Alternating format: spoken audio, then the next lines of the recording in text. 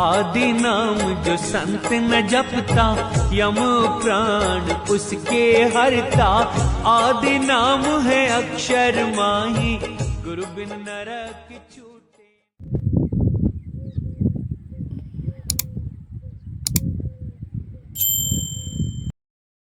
साधो सत्साहेब सत्साहेब सत्साहेब सत्साहेब। जय सतगुरु साईं अरुण जी महाराज को कोटि कोटि प्रणाम। जय सतगुरु कबीर साहिब जी को कोटि कोटि प्रणाम। जय सतगुरु रविदास जी महाराज को कोटि कोटि प्रणाम। जय सतगुरु नानक साहिब को कोटि कोटि प्रणाम। जय सतगुरु बाबा रामदेव गोसाई महाराज रोड़ीचे वाले को मेरा कोटि कोटि प्रणाम। जय सतगुरु भगवान बुद्ध को मेरा कोटि कोटि प्रणाम। आप सभी भक्तजनों, प्रेमियों, साधु संतों, अन्य महान पुरुषों को मेरा कोटि कोटि प्रणाम। छोटे बड़े माताओं बहनों सभी को मेरा कोटि कोटि प्रणाम। पूर्वी मानव जाति को मेरा कोटि कोटि प्रणाम। सत्साहेब, वंदे मातरम, जय भारत माता, जय पृथ्वी माता। सत्साहेब। तो भक्तजनों, प्रेमियों, जो आज हम बात करेंगे वो कुछ ऐतिहासिक, कुछ साइंटिफिक और कुछ अध्यात्म ज्ञान के बारे में बात करेंगे। रचना क्या होती है? रचना जिस चीज को रचा जाता है, हमने पहले बताया था सृष्टि। सृष्टि मतलब शरीर को बनाना, किसी भी प्रकार से शरीर को बनाना, ये सृष्टि कहलाती है।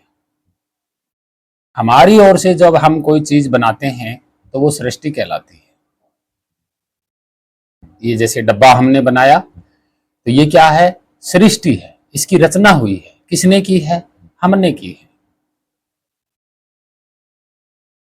तो हमने यही समझाया था कि ये जो सृष्टि है ये किसने रचना की? इसकी ब्रह्म स्वरूप ने। हम शरीर में कौन है? ब्रह्म स्वरूप है। यानी कि ये सृष्टि भी ब्रह्म ने ही रची है। भाई ये सृष्टि जो है उसी एक आत्मा के द्वारा रची गई है। हम उसी के अंश हैं। तो जब उसी के स्वरूप है तो भाई उसी के द्वारा रचा गया है ये रचना, ये सृष्टि बनाई गई है। तो ठीक इसी तरह ये शरीर सृष्टि है। अन्य प्राणियों के जो शरीर हैं वो सारी सृष्टि हैं। वो अगिनत है, 184 नहीं है, वो अगिनत है, असंख्य है। ये क्या है? ब्रह्मांड है। चींटी होती है, कीड़ी होती है, उसका शरीर भी क्या है? ब्रह्मांड है। उसमें भी कौन है? ब्रह्म स्वरूप। तो शरीर जो ये होते हैं ये ब्रह्मांड होते हैं। तो यही हमने समझाया था। आज भी जो है ब्रह्म द्वारा सृष्टियां रची जा रही है। अनेकों सृष्टियां रची जा रही है ब्रह्म अंश द्वारा है। जो ब्रह्म अंश है वही ब्रह्म है। वो सब में व्यापक, सर्वव्यापी है। अब आप कहेंगे कि इस डब्बे में आत्मा, देखिए इस डब्बे में आत्मा नहीं है, ना ही इसमें ब्रह्म अंश है। ये तो डब्बा है खाली, पदार्थ और तत्वों से बना हुआ। ठीक है। अब लोग कह देते हैं, मैंने पहले भी एक वीडियो बताई थी कि जो कण कण होता है उसके अंदर सर्वव्यापी नहीं है। उसके अंदर सर्वव्यापी नहीं है। कण में, कण कण और घट घट में अंतर होता है। जैसे ये कण है, पदार्थ है, तो ये उसके अंडर में है, ये उसके अंडर में है। मतलब वो जो सर्वव्यापी है उसके अंडर में है ये, और इसके अंदर नहीं है। इसके अंदर कोई ऐसा घट नहीं है जिसमें वो बैठ सके। तो ये क्या है? पदार्थ है। आप चाहे किसी भी प्रकार का कोई भी पदार्थ हो। अब ये आप देख रहे हैं अनुराग सागर, तो इसमें कबीर साहिब जी बैठे हुए हैं। तो ये क्या है? मूर्ति है। तो इस मूर्ति में कबीर साहिब, वो आत्मा, वो परमात्मा, वो अंश नहीं है, ये पदार्थ है। तत्व है। ये वो पदार्थ है, ये वो कण है जो जिनके अंडर में ये है, मतलब ये अंडर है, इसके अंदर आत्मा और परमात्मा नहीं है। और घट घट का मतलब होता है कीड़ी से लेकर के बड़े से बड़े जानवर के अंदर जो ब्रह्म स्वरूप है, वो शरीर जो होता है यही घट होता है ब्रह्म का रहने का। और ब्रह्म कौन है? परमात्मा स्वरूप, पूर्ण ब्रह्म स्वरूप, यही आत्मा है, यही परमात्मा है, मतलब स्वरूप है। और ये अधरवासी है, ये किसी का सहारा नहीं लेता है। मैं पहले बता चुका हूं, आपने अपने शरीर का एक माध्यम है, शरीर के ऊपर टिके हुए नहीं हो। ये सत्य है। ना ही आपने शरीर को पकड़ा हुआ, ना ही आप शरीर ने आपको पकड़ा हुआ। तो भ्रमित न होने की कोई जरूरत नहीं है, भ्रमित नहीं होना है। और हम वही बता रहे हैं जो सत्य है, आज के टाइम में भी सत्य है, यही सत्य आज के टाइम में भी है। ये कोई बैकग्राउंड बातें नहीं बता रहा मैं कि पीछे किसी ने लिख दिया और वो मैं बता रहा हूं, नहीं। सत्य वही होता है जो पहले भी था और जो आज भी है। और जो इतिहास होता है वो पहले था, आज नहीं है, वो सिर्फ लिखा जाता है। इनमें बहुत अंतर होता है।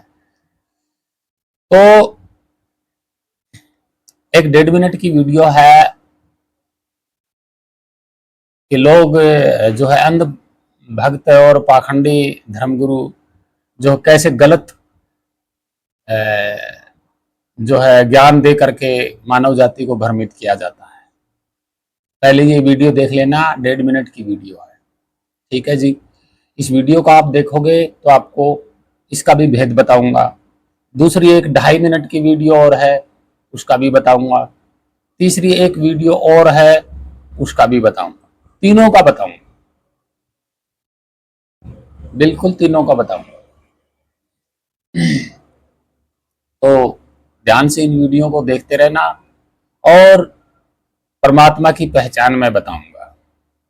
जो आप मानने बैठे हो ना, परमात्मा, आत्मा, इनकी पहचान मैं बताऊंगा। देखिए, मेरी तरफ से मैंने उसका कोई नाम नहीं रखा भाई, ऑलरेडी उसका आदि अनादि काल से नाम है, वही नाम जानना है और वही हम जान चुके हैं। तो हम अपनी तरफ से उसका नाम क्यों रखें? बिल्कुल नहीं रखेंगे। और जिन्होंने रख दिया नाम, जिन्होंने जितने नाम उसके रखे हैं, उन नामों के अनुसार वैसा आज तक उनको कोई नहीं मिला, नहीं मिला। किसी ने परमात्मा रखा तो परमात्मा नाम का आज तक कोई व्यक्ति नहीं मिला उनको। किसी ने राम रखा, ना राम नाम का कोई व्यक्ति मिला। पूर्ण ब्रह्म रखा, ना पूर्ण ब्रह्म नाम का कोई व्यक्ति मिला। आत्मा रखा, ना आत्मा नाम का कोई ऐसा पदार्थ या तत्व या स्त्री या पुरुष मिला आज तक। भाई, आज मैं अपनी तरफ से कोई नाम रख दूंगा तो क्या वो मिल जाएगा? नहीं। तो इसलिए हमारी तरफ से हमने कोई नाम नहीं रखा है, वो है बस है। और ना ही हम रखना चाहते, क्योंकि जरूरत ही नहीं है भाई, ऑलरेडी उनका नाम है। तो भक्तजनों प्रेमियों, ऑलरेडी उनका नाम है, वो नाम ही सब कुछ है, वो आदि अनादि काल से है, उसके आगे कुछ नहीं है। और वही जानना है। सच्चे सतगुरु की आप शरण में जाओगे तो उसका भेद चाहिए आपको, जो भेद बता दे वही सच्चा सतगुरु है। उसकी पहचान बता दे, भेद बता दे, बस। और नाम जप का है और है, आगे हम अभी इन वीडियो में आपको सब कुछ बताएंगे कि कैसे भ्रमित किया जा रहा है और कैसे झूठा ज्ञान दिया जा रहा है।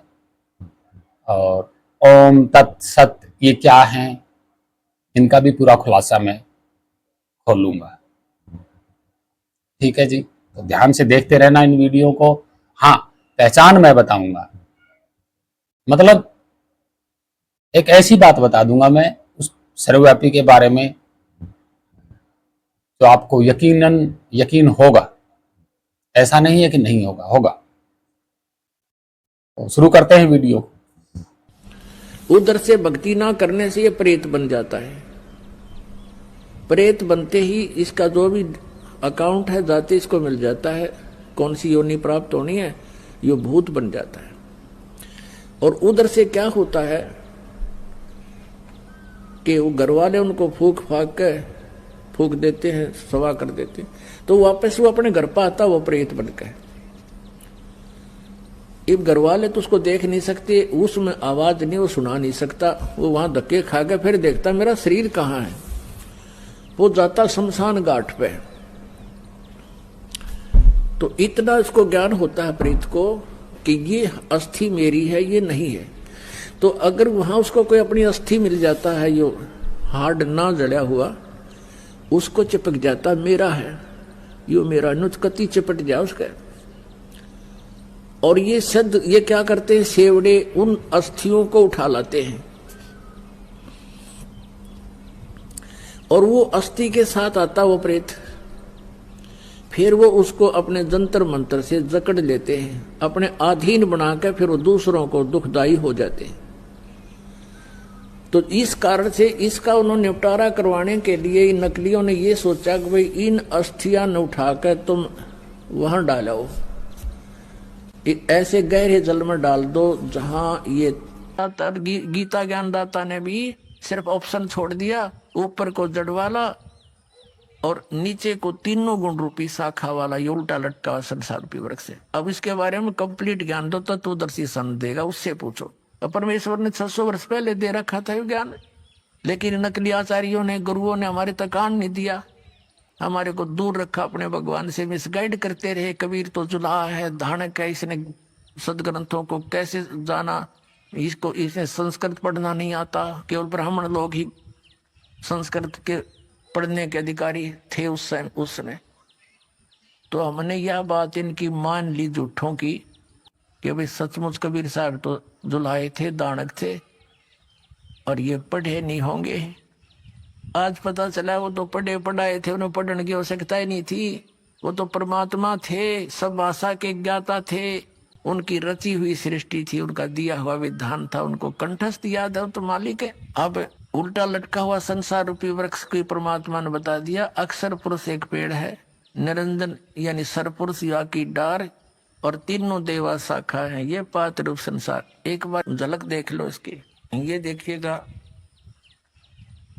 श्रीमद् भगवत गीता अध्याय नंबर 15 के श्लोक नंबर 1 से लेकर 4 और 16 और 17 का ये निष्कर्ष है, ये परमात्मा का दिया हुआ ज्ञान है। अब जैसे जड़ परोक्ष होती हैं, गुप्त होती हैं, पृथ्वी से बाहर इतना हिस्सा दिखाई देता है वृक्ष का, इसलिए परमात्मा ने कहा ये अक्षर पुरुष एक पेड़ है, ये तना समझो, ये तो अक्षर पुरुष है, और सरपुरुष वा की डार और तीनों देवा शाखा है, ये पाते रूप संसार। रजगुण ब्रह्मा जी, सतगुण विष्णु जी, तमगुण शिव जी, ये तो शाखा है इस पेड़ की, और ये इनका पिता है सरपुरुष ज्योति निरंजन, और ये अक्षर पुरुष तना है, और ये मूल मालिक, ये परम अक्षर ब्रह्म, परम अक्षर पुरुष है, ये कबीर साहिब है।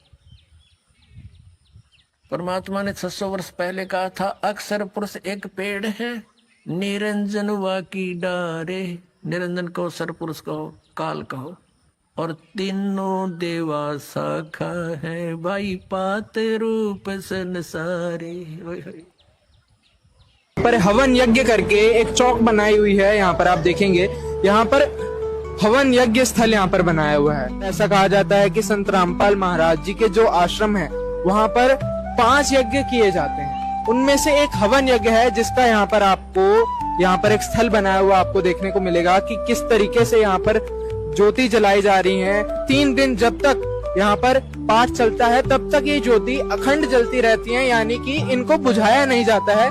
ये लगातार जो है जब तक ये समागम होगा, कबीर प्रकट दिवस मनाया जाएगा, तब तक ये ज्योति अखंड जलती ही रहेंगी। बहुत ही जो है इस आश्रम में शांति आपको देखने को मिलेगी। यहाँ पर जगह जगह पर सजावट कर रखी है, जैसे मान लीजिए किसी समागम में जाते हैं या किसी फंक्शन में जाते हैं तो वहाँ पर शोर शराबा और एक ऐसी अलग सी चीज हमें देखने को मिलती है। लेकिन यहाँ पर संत रामपाल महाराज के जो सतलोक आश्रम है, इस वक्त हम सतलोक आश्रम मुंडका में मौजूद हैं। यहाँ पर जो शांति है और लोगों में जो उमंग है, आध्यात्मिकता की तरफ एक जो झुकाव है, वो बहुत ही अलग तरीके का आपको देखने को मिलेगा। अधिक जानकारी के लिए डाउनलोड करें संत रामपाल जी महाराज ऐप व सब्सक्राइब करें संत रामपाल जी महाराज यूट्यूब चैनल। कंटिन्यू भजन करे, बालक की आस्था बनाए रहे, कभी ज्ञान पढ़ ले, कभी सुमन लग कर ले, कभी सुबह की आरती, कभी दोपहर की, कभी शाम की।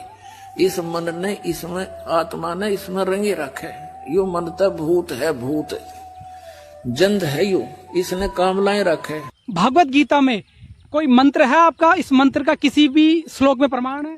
गीता जी में तो नहीं मिला सर, गीता में है प्रमाण? नहीं, गीता में तो नहीं है। तो इनका कहना है कि वही जो महामंत्र है हरे राम हरे कृष्ण का, इसका गीता में कोई किसी श्लोक में प्रमाण नहीं है। तो सर आप क्या कहना चाहोगे? बड़े अचरज की बात है कि जिसको ये आधार मानते हैं उसमें इस मंत्र का जिक्र ही नहीं है। पता ही नहीं है इनको उसका ज्ञान ही नहीं है कि मोक्ष किससे होगा, उसका कोई एविडेंस ही नहीं है। लेकिन संत रामपाल जी महाराज जी जो भक्ति देते हैं, जो प्रमाण दिखाते हैं, वह गीता जी में है। ये देखिए, ये अध्याय नंबर 17 का श्लोक नंबर 23, इसमें लिखा ओम तत्सत। ऐसे यह 3 प्रकार का सच्चिदानंद घन, सच्चिदानंद घन ब्रह्म होता है, परम अक्षर ब्रह्म जो प्रभुओं का प्रभु है, देवों का देव है। उस सच्चिदानंद घन ब्रह्म का नाम कहा गया है। क्या नाम कहा गया है? ओम तत्सत इति त्रिविध ब्रह्मणे निर्देश स्मृत। उसी से सृष्टि के आदि काल में ब्राह्मण और वेद तथा यज्ञ आदि रचे गए। अब इसके अंदर प्रमाणित हो गया अध्याय 17 के श्लोक नंबर 23 में कि जिसने सारी संसार की उत्पत्ति की, जिसने वेद और ब्राह्मण की उत्पत्ति की, जिसने यज्ञ आदि की रचना करी, वह परम अक्षर ब्रह्म है। उसका मंत्र ओम तत्सत है, जो हमारे संत। तो भक्तजनों साथियों, आप लोगों ने ये सारी वीडियो देखी हैं, 4 वीडियो देखी हैं। इनमें क्या क्या कहा गया है हम आपको बता देते हैं। तो भक्तजनों प्रेमियों, देखो, ना ही तो मैं कोई यहाँ कपड़े हैं और हैं, गले में माला है, तिलक है, ना ही मैं कोई सतगुरु हूं, और आप जैसा ही मैं एक आम आदमी हूं, आम इंसान हूं, और ना ही हमारा कोई डेरा है, ना ही कोई हमारा ढिंढोरा है। हम स्पष्ट बात करते हैं। तो इनमें सबसे पहले क्या कहा गया है? सबसे पहले वीडियो में कि जो भक्ति नहीं करता है वो अंत समय में भूत प्रेत बनता है, और जब वो भूत बन जाता है तो वो वापसी, जहां से वो भूत बनता है उसी घर में वो वापसी आता है। ध्यान से सुनना इसको। अब उसके बाद उसका शरीर उसको नहीं मिलता है जब वो घर में आता है। फिर वो वहां जाता है जहां उसको जलाया गया था, और फिर क्या होता है, वहां पे भी उसको उसका शरीर नहीं मिलता है। तो वो क्या करता है, अपनी कोई अस्थि देखता है, कोई हड्डी वगैरह देखता है जो जली हुई नहीं है, तो वो क्या करता है, उसके चिपक जाता है, पूरी तरह चिपक जाता है। और फिर जो ये छेवड़िए होते हैं, ये तंत्र मंत्र से उसको काबू में कर लेते हैं, और फिर ये आगे उनसे गलत काम करवाते हैं।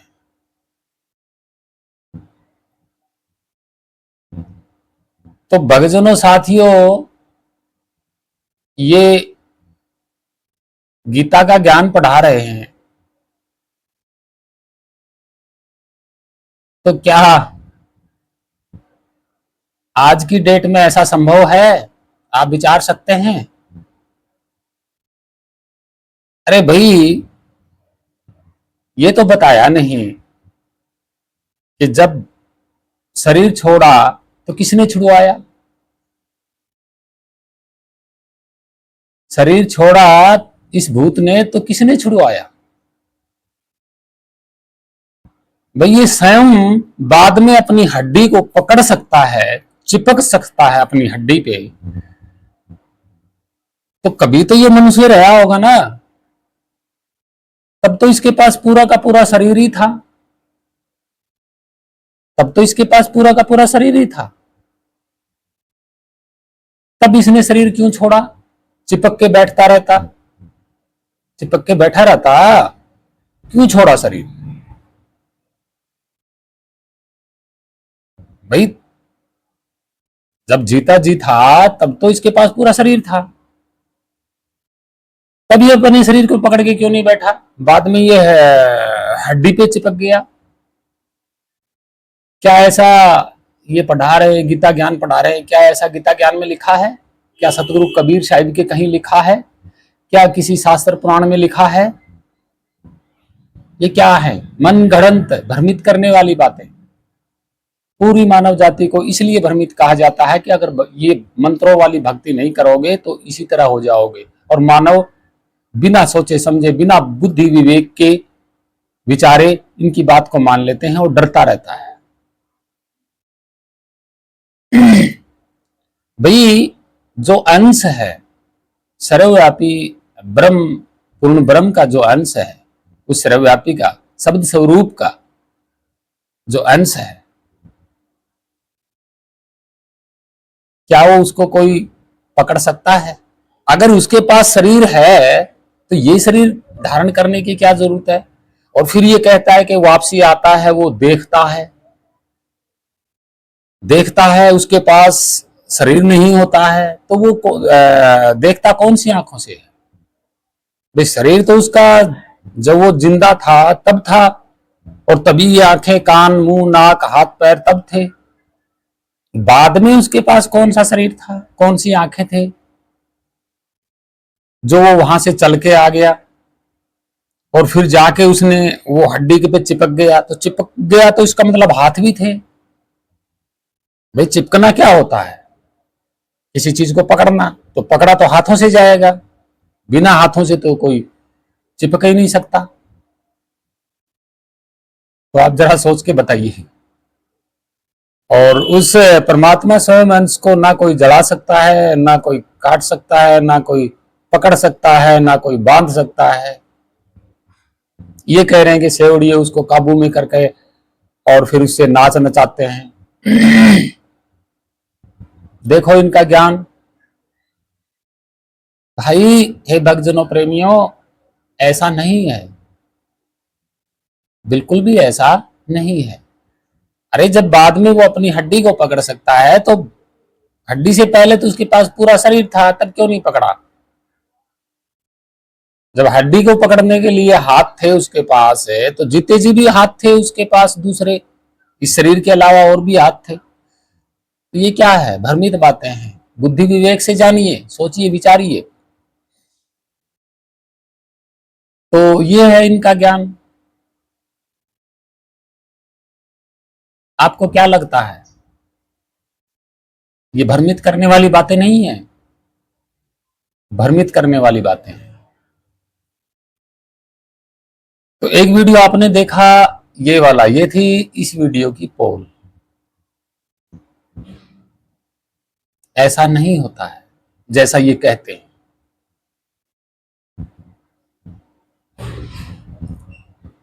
और इनकी भक्ति भी मैं बताऊंगा कौन सी भक्ति है इनकी। चलिए, ये तो है सरासर सामने आ रहा है सब कुछ। और अब दूसरी वीडियो में इन्होंने बताया कि गीता ज्ञान दाता ने सिर्फ अक्षर पुरुष के बारे में और पेड़ के बारे में, संसार रूपी पेड़ के बारे में बता दिया, और कबीर साहिब को अनपढ़ बता दिया। भाई जो भाषा पढ़ते लिखते हैं और जिनको पढ़नी लिखनी नहीं आती है, अनपढ़ कौन होता है? अनपढ़ वो होता है जो हमारी बनाई हुई भाषा को ना पढ़ सके। कोई पढ़े ना उसको शुरुआत से ही, उसको अनपढ़ कहा जाता है हमारी ओर से। लेकिन आत्मज्ञान के लिए कोई अनपढ़ नहीं होता है। आत्मज्ञान सबके पास है, कोई अनपढ़ नहीं है। लिखित किताबों को पढ़ना, हमारे इस संसार में जो लिखित किताबों को नहीं पढ़ सकता उसको अनपढ़ कहते हैं। हालांकि जो सत्य ज्ञान है, जो आत्मज्ञान है, वो सबके पास है, लेकिन वो ढूंढ नहीं रहे, भूले हुए हैं। जब से ये शरीर मिला है तब से ही उनके पास आत्मज्ञान है। कहाँ अनपढ़ है? कोई अनपढ़ नहीं है यहाँ पे। सिर्फ मनमानी करते हैं, कोई किसी की सत्य बात को मानता नहीं है, इसलिए वो भूला हुआ है। वो ज्ञान तो सबके पास है, वो ज्ञान तो सबके पास है। तो यहाँ पे भी ये भ्रमित करने वाली बातें हैं। जातियां, धर्म, भेदभाव तो ये इस शरीर पे लगाए गए हैं, आत्मज्ञान पे थोड़ी ना लगाए गए हैं। आत्मज्ञान थोड़ी ना किसी भेदभाव में बंधा हुआ है या किताबों में बंधा हुआ है, ऐसा नहीं है। आत्मज्ञान स्वयं, जब तक इंसान शरीर में रहता है तब तक उसके पास आत्मज्ञान रहता है, उसको कोई नहीं चुरा सकता। अगर वो जानना चाहे तो उसके पास ही है। लेकिन ये ऐसे ठग बैठे हुए हैं धर्म गुरु ठेकेदार, ये पंथ बना बना के ये आत्मज्ञान तो दे ही नहीं रहे। ये तो और ज्यादा भुला रहे हैं मानव जाति को, ये तो और ज्यादा आत्मज्ञान से दूर कर रहे हैं। फिर इन्होंने कहा कि उल्टा पेड़ दिखाया होगा, आप लोगों ने देखा होगा। जड़ जो है उसके ऊपर तस्वीर बनाई हुई है कबीर साहिब की। कबीर साहिब ऊपर बैठे हुए हैं, यानी कि परमेश्वर, और ये संसार रूपी उल्टा पेड़ है। आज तक बताया कौन सा है वो पेड़? ये तो कह रहे हैं कि पृथ्वी से थोड़ा सा ऊपर दिखाई देता है, इस धरती से थोड़ा सा ऊपर दिखाई देता है। यानी कि केवल इस धरती को ही इन्होंने संसार रूपी पेड़ मान लिया। उस पेड़ का नाम क्या है? इन्होंने तो पृथ्वी शामिल ले ली कि पृथ्वी से थोड़ा सा ऊपर ये जड़ है और ऊपर ऊपर परमेश्वर कबीर बैठे हुए। इनकी मति मारी गई, इन्होंने आज तक समझा ही नहीं ये कि पात रूपी संसार कौन है, ये डार कौन है, ये उल्टा पेड़ कौन है, ये जड़ कहाँ है, और जड़ ये कौन है जड़, यही नहीं पता इनको। गीता में पढ़ लिया और बस आगे परोस दिया। क्या है ये भाई? हर कोई पढ़ता है ना। संसार रूपी एक पेड़ है, निरंजन बाकी डार। अक्षर पुरुष एक पेड़ है, निरंजन बाकी डार।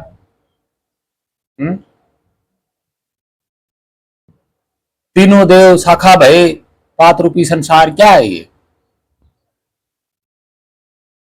पात रूपी संसार? पात रूपी संसार, संसार क्या होता है? शरीर होता है। संसार शरीर होता है।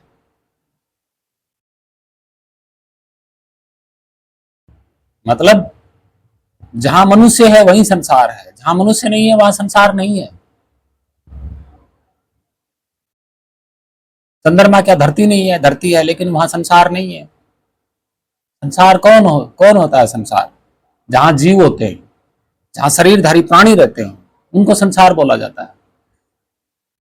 मंगल ग्रह पे कुछ नहीं है तो वहां संसार नहीं है। पृथ्वी पर शरीरधारी प्राणी रहते हैं, यहाँ संसार है। संसार का ही मतलब शरीर होता है। और ये पेड़ है कौन? इन्होंने तो पृथ्वी को ही शामिल ले लिया। मंगल ग्रह को शामिल क्यों नहीं लिया? चंद्रमा को शामिल क्यों नहीं लिया? इन्होंने ओनली पृथ्वी पर ही अटैक क्यों किया है? भाई पृथ्वी पर ही ये संसार है। पृथ्वी एक प्रकृति गोला है, माटी कंकर इनसे निर्मित। इसके ऊपर ये कौन रहता है? संसार रहता है। कौन सा संसार? ये प्राणी, ये शरीरधारी संसार रहते हैं। और इसमें क्या लिखा गया है? अक्षर पुरुष एक पेड़ है। अक्षर पुरुष बताया ना पेड़ है, तो पृथ्वी अक्षर पुरुष थोड़ा ही है। अक्षर पुरुष कौन है? इस शरीर को बोला गया है। इस शरीर को बोला गया है अक्षर पुरुष। ये अक्षर पुरुष है।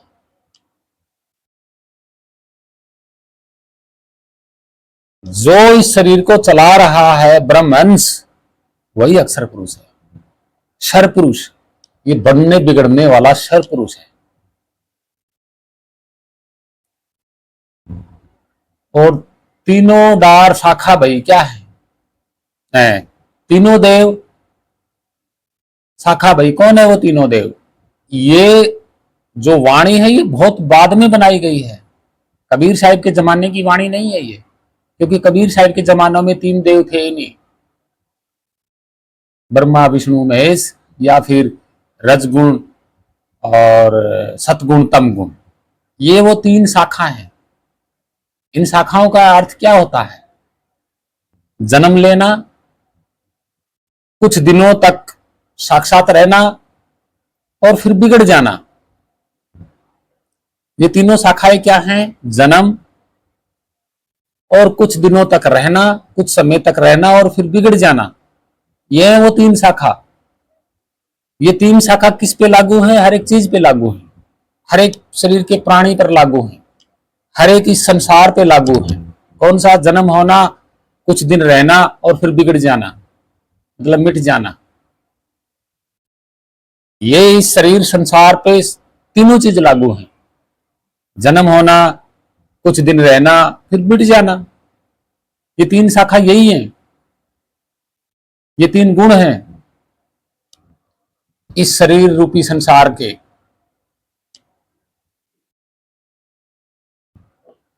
पात क्या है?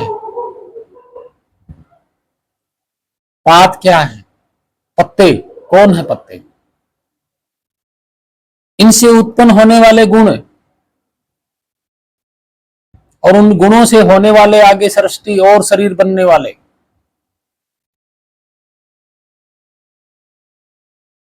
आज कितने शरीर और आगे हैं और एक से एक अनेक होते जा रहे हैं। और जब एक से अनेक होते गए तो बहुत सारे मनुष्य हो गए, जीव जंतु हो गए। हर जीव जंतु का शरीर है, हर प्राणी का शरीर है। ये क्या है? पात। ये पात बोले जाते हैं, पात रूपी संसार। अगर भाई प्राणी है तो संसार है, अगर इस धरती पे प्राणी नहीं है तो संसार कहां से होगा? मंगल ग्रह पे कोई संसार नहीं है, प्राणी नहीं है, वहां पे संसार किसको कहोगे? संसार तो उसी को कहा जाता है जहां प्राणी रहते हो। तो ये है इनके उल्टे वृक्ष का सच्चाई। अब कबीर साहब को जड़ के ऊपर क्यों बिठाया गया, ये भी इन्होंने नहीं बताया। भाई इसी संसार रूपी पेड़ के, ये शरीर पेड़ है, इसी के ऊपर द्वादश अष्ट उंगल, अष्ट कमल दल के ऊपर वो स्वयं शब्द स्वरूप सर्वव्यापी विराजमान है अधरवास में। वो सब का मेन कारण है, वो सब की मेन जड़ है। और वो उसको क्या कहते हैं? आदि नाम, सत्य नाम, सार शब्द, शब्द स्वरूप। कबीर भी कहते हैं उसको, क्योंकि ज्ञान है, ज्ञान का ही नाम कबीर है। वही पूर्ण ब्रह्म है। और वही सतनाम है, वही वाहिगुरु है, वही अलग है, अनामी है, वही सत्य लोक है। अब इन्होंने तो भ्रमित कर दिया कि सत्यलोक अलग है और सत्यलोक में वो पुरुष परमात्मा बैठे हुए हैं। अरे दोनों ही एक है, सत्यलोक और पुरुष परमात्मा दोनों एक हैं। कहां बैठे हुए हैं? इस संसार रूपी जड़ के ऊपर। जड़ यहां है मैन, क्योंकि वो स्वयं अधरवास में यही रहता है, हर प्राणी के ऊपर यहां रहता है। वो अटैच नहीं है हमसे और दूर भी नहीं है हमसे। और ये क्या है? पेड़। इस पेड़ में किसका असर है? ये पेड़ कैसे, किससे बना? ब्रह्म स्वरूप अंश से, ब्रह्म से ही शरीर बन गया, ब्रह्म हो गया, और ऊपर का हिस्सा पूर्ण ब्रह्म हो गया, अलग कोई नहीं है। और ये उल्टा बताया गया है, पेड़ को उल्टा बताया गया है, तो उल्टा हो गया कि नहीं हो गया? ये शरीर ऊपर से लगा ना। इस पेड़ में क्या दिखाया? ऊपर कबीर साहिब, नीचे पेड़, एक पेड़ दिखाया, वो एक कौन है? ब्रह्मंश। नीचे 3 शाखाएं,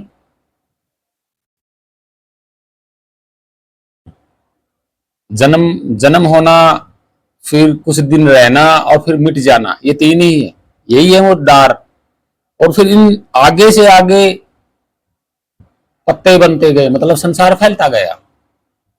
तो ये पेड़ यही है, वो उल्टा पेड़ है, ये शरीर ही वो उल्टा पेड़ है। और ये मानव रूपी शरीर को ही पेड़ कहा गया, यही उल्टा है, क्योंकि ऊपर स्वयं सार शब्द है, शब्द स्वरूप है, तो सबसे ऊपर आ गया उल्टे पेड़ के हिसाब से। और नीचे क्या क्या है? नीचे ब्रह्मंश, ब्रह्म स्वरूप। इससे 3 शाखाएं कौन सी हैं इस शरीर की, इस पेड़ की? जन्म होना, कुछ दिन रहना और फिर बिगड़ जाना, यही 3 शाखाएं इस शरीर की।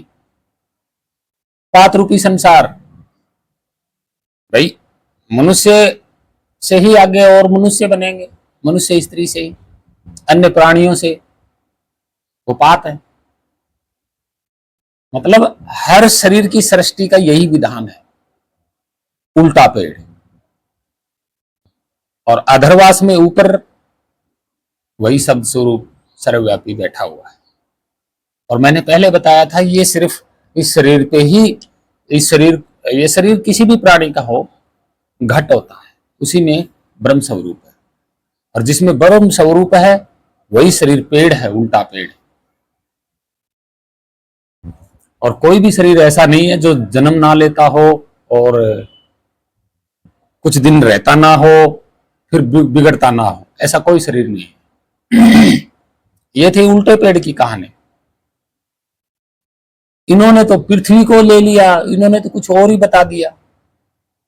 जब कुछ और बताएंगे तो कहां से समझ में आएगा ज्ञान? उल्टे पेड़ का ज्ञान कहां से समझ में आएगा? तो ये थे इनका उल्टे पेड़ का। फिर अगली वीडियो में चलते हैं। अगली वीडियो में इन्होंने दिखाया कि यज्ञ हवन, एक वीडियो में दिखाया ना एक बंदे ने कि यहां यज्ञ हवन होता है। यज्ञ हवन कबीर साहब ने तो नहीं किया कभी, कबीर मार्ग में है ही नहीं यज्ञ हवन। ना नानक साहब के मार्ग में यज्ञ हवन है, ना रविदास जी के मार्ग में यज्ञ हवन है, ना बाबा रामदेव महाराज रुणीचे वाले के प्रमाणों में यज्ञ हवन है, ना ही भगवान बुद्ध के मार्ग में यज्ञ हवन है, और ना ही और अन्य महान संत है उनके मार्ग में यज्ञ हवन है। तो ये कौन सा यज्ञ हवन करवा रहे हैं? यज्ञ हवन तो पुराणों और शास्त्रों में लिखा हुआ है, वो तो पंडितों की पंडिताई है, पंडितों की कविताई है। शास्त्र पुराण तो गीता, रामायण, महाभारत, वेद, ये तो बहुत बाद में लिखे गए हैं। कबीर साहब के जमाने में तो पुराण भी नहीं थे, शास्त्र भी नहीं थे। पुराण शास्त्र तो 1700 ईस्वी के बाद लिखे गए हैं। ये शास्त्र विधि अनुसार भक्ति करवा रहे हैं, यज्ञ हवन भी करवा रहे हैं, मंत्र जाप भी करवा रहे हैं। अरे मंत्र जाप करवाना और यज्ञ हवन करवाना किनका काम है? संतों का काम नहीं है। संत अपने स्वरूप को जानते हैं, उनको क्या जरूरत है? और ये करवा रहे हैं यज्ञ हवन मंत्र जाप। तो ये भक्ति जो करवा रहे हैं, क्या उनसे मुक्ति हो जाएगी? जब तक अपने स्वरूप को नहीं जानेगा तब तक कैसे मुक्ति हो जाएगी? नहीं हो सकती। ये भ्रमित भक्ति है, ये तो बहुत ही भ्रमित भक्ति है। तो आप खुद देख रहे होंगे कि यज्ञ हवन नहीं है, बिल्कुल होता ही नहीं। अपने स्वरूप को जानने के लिए यज्ञ हवन कैसे करोगे? ये तो हालांकि मन को उलझा रहे हैं, मन को संसारी कामों में लगाया हुआ है इन्होंने। तो सारे भक्तों का मन जो है संसारी कामों में लगाया हुआ है। ये यज्ञ हवन, ये मंत्र जाप सारी संसारी काम है। तो ये था इनका भक्ति प्रकरण। चलिए अगली वीडियो देखते हैं कि अगली वीडियो में इन्होंने कहा है कि इस मन को लगाए रखो, सत्संग में, भजन में, मंत्र जाप में, इसको कोई न कोई कार्य दे के रखो। आप समझ गए होंगे कि कार्य देना, मन को संसारिक कार्यों में लगा देना क्या होता है। भाई मन तो संसार से दूर हुआ ही नहीं, संसारिक पदार्थों से, संसारिक कार्यों से तो मन तो दूर हुआ नहीं, तो ये तो संसार में ही रह जाएगा अंत समय तक। फिर इस भवसागर में आएगा।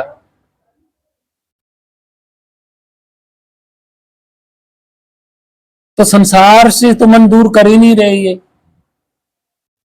ये तो संसारिक कार्यों में मन लगा रहे हैं। मन अगर कार्य करता रहेगा तो आपका ध्यान कहाँ रहेगा? आपका ध्यान तो संसारिक कार्यों में रहेगा। जहां मन रहेगा वहां कार्य, वहां ध्यान रहेगा। ये तो सत्य है। और जो शब्द स्वरूप जो सर्वव्यापी है वो नितत्व निअक्षर, वो इन संसारिक कार्यों से ही अलग है, भिन्न है। यहां कार्य होते हैं तो वहां कार्य नहीं होते, यहां हिलते जुलते हैं तो वहां हिलते जुलते नहीं है। भाई उसका विधान ही संसार से उल्टा है। ये लगा रहे मन को कार्यों में, तो ये तो भक्ति नहीं। और ना ही सतगुरु कबीर साहिब के विधान में, किसी भी संत मार्ग में ऐसा नहीं है। ये कौन सी भक्ति है? भाई आप संसार से तो दूर हो ही नहीं रहे, आपने तो संसार में मन लगा लिया। कर्म कांड में, यज्ञ हवन में, मंत्र जाप में, इनमें आप मन लगा रहे हो, इनमें मन लगा रहे हो। और जो ये जिसमें आप मन लगा रहे हो वो तो बनाए हुए है ना, मानव निर्मित ही बनाए हुए हैं। तो मानव कौन है इस शरीर में? कौन है इस शरीर में? ब्रह्म स्वरूप। तो ये ब्रह्म स्वरूप ही आगे सारे काम कर रहा है, इसीलिए अपने आप को ये भूला बैठा है। ब्रह्म स्वरूप अपने आप को भूला बैठा हुआ है, अपने ही बनाई कार्यों में उलझा हुआ है। हालांकि भक्ति तो वो होती है जो अपने कार्यों को रोके, अपने कार्यों, अपने ही बनाए हुए कार्यों को एक बार रोके, रोकना सीखे, तब वो अपने आप तक पहुंच पाएगा, अन्यथा नहीं पहुंच पाएगा। अपने ही कार्यों में, अपने ही बनाए विधियों में, अपने ही बनाए नामों में उलझे रहो, कोई फायदा होने वाला नहीं है। चलिए एक वीडियो में और बताते हैं ओम तत्सत क्या है। हमने ओम के बारे में वीडियो बनाई है। जो ओम गीता में लिखा हुआ है वो ओम 1200 ईस्वी के बाद का है। उससे पहले तो बहुत सारे ओम है अलग अलग भाषाओं। और सबसे पहले तो ओम बनाया तिब्बत में। जैसे कांसे या पित्तल का या तांबे का बर्तन होता है और उस पर एक डंडी मारते हैं, ऐसे ऐसे एक डंका मारते हैं तो उसमें आवाज आती है बर्तन में। तो वो क्या होता है, वो उसको ऐसे बैठ के उस आवाज को सुन लेते हैं तो माइंड फ्रेश हो जाता है। ये एक उनकी विधि है, शांति की विधि। और इन्होंने गीता में ठोक दिया ओम तत्सत। अरे भाई ओम कोई मंत्र थोड़ा ही है, ओम एक धातु की आवाज है, ना ही तो ओम सर्वव्यापी है, ना ही ओम मंत्र है, ना ही ओम से कुछ बना। कहते नहीं सृष्टि ओम से बनी, नहीं, ये तो भ्रमित करने के लिए ही लिखा गया, ये उलझे रहे। तत् क्या है? तत् तो तत्व है भाई, तत् तो तत्व होता है किसी चीज को जोड़ने के लिए। संस्कृत में जो तत्व होता है उसका अर्थ अगर आप देखोगे तो दो अक्षरों को जोड़ने के लिए तत्व बोला गया, दो चीजों को मिलाने के लिए तत्व बोला गया। तत्व माने तत्व। ये तो खामखा लगा दिया गया ना गीता में, लिखने वालों ने लगा दिए, क्योंकि वो खुद जानते नहीं है नी तत्व नी अक्षर शब्द स्वरूप। अब आगे आता है सत्य, तो उस सत्य को जानना तो इनके बस की बात ही नहीं है। कौन है वो सत्य? सत्य तो स्वयं ही है ना, शरीर के अंदर बैठा हुआ है, इसको तो कोई जानता नहीं है, मंत्र बना बना के दे दिए। तो ये क्या है? ये भी भ्रमित करने वाली बातें हैं कि ओम को जपो, तत् को जपो, सत को जपो। किसने बनाए? ये सारे के सारे तत्व हैं, लिखे पढ़े जाने वाले तत्व हैं, पदार्थ हैं, पदार्थों पे लिखा हुआ, तत्वों से लिखा हुआ। ये क्या है? ये मनुष्य ने ही बनाए हुए हैं सारे भाई, मनुष्य के अलावा किसी और ने थोड़ी ने बनाए हैं। और मनुष्य में बनाने वाला कौन है? ब्रह्म स्वरूप। वो अपने आप को ही भूल गया और आगे से आगे खुद की रचना करता रहा। तो जिन्होंने ये चीजें लिखी हैं, बनाई है ना, वो अपने आप को नहीं जानते। और बनाने वाले कौन थे? मनुष्य थे। और उन्हीं मनुष्य में कौन था? ब्रह्म स्वरूप। आज भी मनुष्यों में, हर प्राणी में ब्रह्म स्वरूप है। और मनुष्य इतना बुद्धिमान और ज्ञानी होने के बावजूद भी ये नहीं सोचता कि बना तो सब कुछ मैं ही रहा हूं और मैं कौन हूं, ये जानने की कभी कोशिश नहीं की। तो भक्तजनों, प्रेमियों, ये था इनका खुलासा। अब हमने बताया था ना कि उसकी पहचान क्या है, उस सर्वव्यापी की शब्द स्वरूप नी अक्षर नी तत्व की पहचान क्या है। तो हम आपको एक बात बता देते हैं, आप भ्रमित हो गए इन बातों में जो लिखी पढ़ी जो ग्रंथों में है, तो मैं कुछ नहीं कह सकता। हालांकि मैं जो बता रहा हूं वो सत्य है। वो सत्य किस लिए है? देखिए, हम इस शरीर में हैं, ठीक है, बाहर नहीं जाने की जरूरत, अपने शरीर पे ही विचार करेंगे, पहचान मिल जाएगी आपको। हम शब्द स्वरूप के अंश हैं, उस ब्रह्म अक्षर जो हम कहते हैं उसके अंश हैं, उसके स्वरूप हैं। और जब उसके स्वरूप हैं तो सर्वव्यापी के भी स्वरूप हैं, कोई डाउट नहीं है। तो हम शरीर में होते हुए भी अपने आप को नहीं देख सकते कि हम कैसे हैं, कितने छोटे हैं, कहां पर हैं और कहां से हम आए, कहां से कहां हम जाते हैं, क्या हमारा रंग है, क्या रूप है, क्या प्रकाश है, ठीक है, नहीं जानते। जब हम उसके सर्वव्यापी के अंश होते हुए भी शरीर में अपने आप को नहीं जानते कि भाई हम नितत्व हैं या तत्व हैं, हम क्या हैं, तो आप खुद विचार कीजिएगा। जब हम इस शरीर से और इन संसार वस्तुओं से, तत्वों से भिन्न हैं, ना किसी से, ना ही हम अपने आप को देख सकते, ना ही अपने आप को सुन सकते, ना ही अपने आप को बोल सकते, ना ही हम अपने आप को पकड़ सकते इन हाथों से, ना ही हमें अपने आप का रंग रूप पता। तो हम मैचिंग किस में कर रहे हैं? देखिए, यहां परमात्मा की बात नहीं कर रहे हैं हम, अपने शरीर के हम अंदर जो हैं इसकी बात कर रहे हैं। क्या हम किसी में मैचिंग करते हैं? जरा सोच के बताइए। क्या हम किसी भाषा में मैचिंग करते हैं जो मुख से बोली जाती है? नहीं करते। क्या हम लिखी हुई भाषा में मैचिंग होते हैं अंदर? क्या हम भाषा जैसे हैं?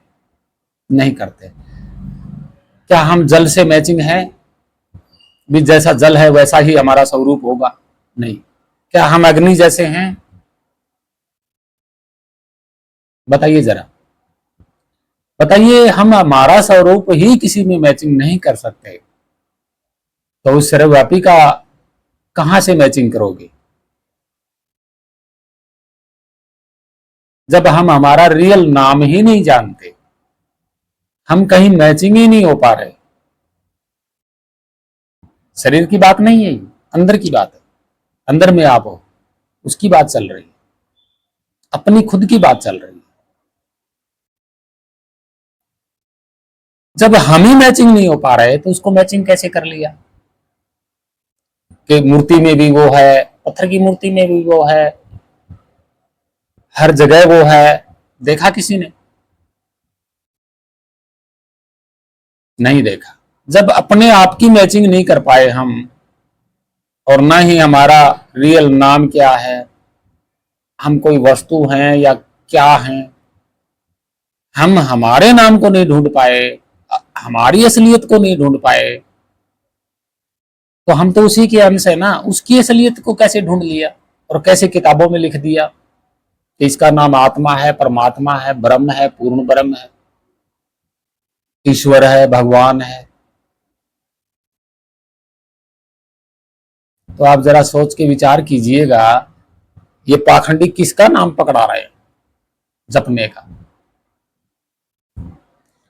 तो इसलिए मैं कह रहा हूं, यही उसकी पहचान है कि वो मैचिंग नहीं हो पाता किसी में भी।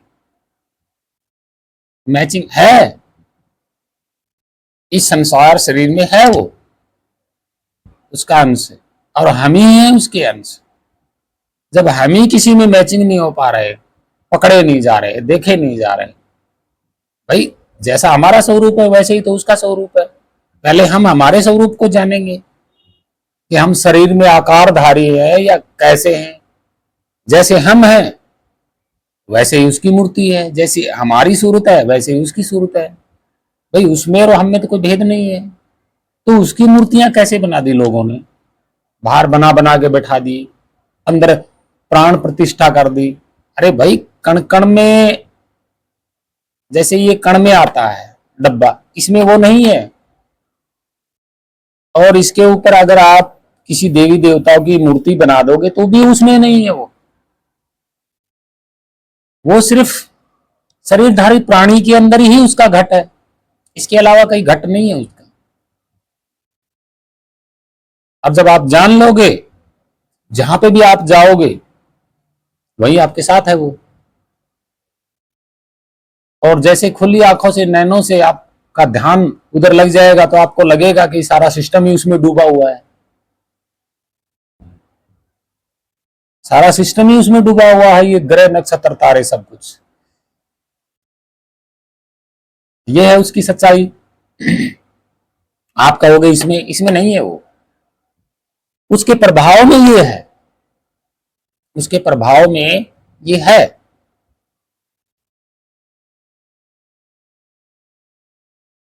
तो कण कण जो है वो उसके प्रभाव में है, कण कण के अंदर नहीं है वो। मतलब हर कण उसकी नजर से दूर नहीं है, हर कण उससे दूर नहीं है, लेकिन जो मेन पर्पज उसका रहने का जो स्थान है वो यही शरीर है। शरीर चाहे मनुष्य का हो चाहे प्राणी का हो, और इस शरीर से ही संसार है।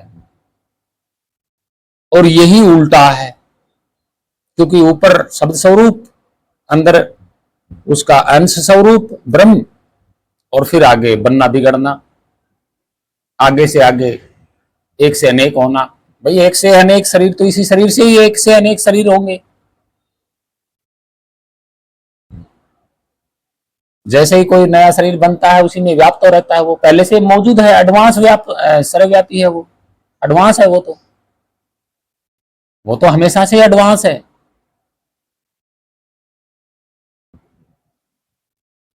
तो ये है उसकी पहचान, रियलिटी। पहले अपने को जानो, सब कुछ जान लोगे, मैं बार बार यही कहता हूं।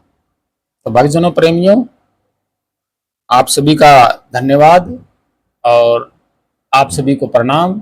अन्य महान संतों को मेरा प्रणाम, छोटे बड़े माताओं बहनों सभी को प्रणाम, पूरी मानव जाति को प्रणाम। सत्य मार्ग पे चलिए, जीवों की रक्षा कीजिए, जीवों की सेवा कीजिए, चाहे वो मनुष्य जीव हो, कोई भी जीव हो, किसी से नफरत या भेदभाव ना करें, क्योंकि हर घट, हर प्राणी के अंदर वही घटवासी सर्वव्यापी है।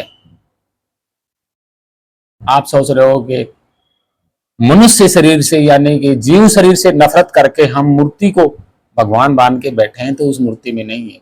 उस मूर्ति में कोई घट है ही नहीं उसके बैठने के लिए, वो तो मात्र एक माया और पत्थर है। असली घट तो ये शरीर होता है, हर प्राणी का शरीर असली घट है उसका। उससे आप लोग भेदभाव करते हो, ऊंच नीच मानते हो, छोटा बड़ा मानते हो, उसको तकलीफ देते हो, दुख देते हो, मारते हो, पीटते हो। तो आप क्या कर रहे हो? उससे तो नफरत कर रहे हो आप, और पत्थर की मूर्ति से आप लगाव कर रहे हो, उस पे चढ़ावा चढ़ा रहे हो। क्या काम आएगा? कुछ काम नहीं आएगा। उसके लिए यज्ञ हवन कर रहे हो, मंत्र जाप कर रहे हो, कोई काम नहीं आएगा। जब तक इस शरीर रूपी जीते जी प्राणी की जब तक सेवा नहीं करोगे, इसके लिए नफरत नहीं त्यागोगे, इसके लिए भेदभाव नहीं त्यागोगे, इसके लिए ऊंच नीच नहीं त्यागोगे, इसके लिए क्रोध नहीं त्यागोगे, तब तक आप मुक्त नहीं हो सकते इस संसारी सिस्टम से, इस संसारी माया से। क्योंकि प्रेम लगन वही होती है जो हर इंसान को देख करके, हर प्राणी को देख करके उसी स्वरूप को देखे और ये सोचे कि जो मेरे अंदर है, जो मैं हूं, वैसा ही ये है। तब भेदभाव खत्म होता है। और यही महान संतों का मार्ग है, सत्य मार्ग यही है। तो भक्तजनों, प्रेमियों, नफरत किसी से ना करें, क्योंकि हर घट में वही है। जैसे आप हो वैसे ही हर घट में वैसा ही स्वरूप। तो ये थी उसकी पहचान। तो भक्तजनों, प्रेमियों, सत साहेब, वंदे मातरम, जय भारत माता, जय पृथ्वी माता, सत साहेब।